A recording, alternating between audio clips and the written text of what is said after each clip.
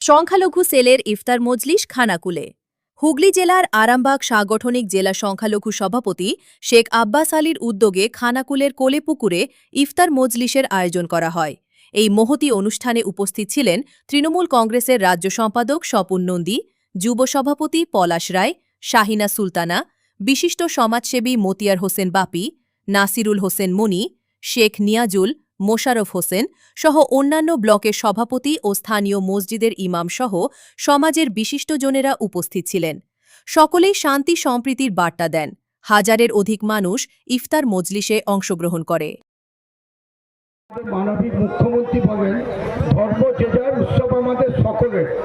তাই সেই নজরুলের ভাষায় একই বৃন্তে দুটি কুসুম, আমরা হিন্দু মুসলমান, তাই একজন তার নয়নমণি, একজন।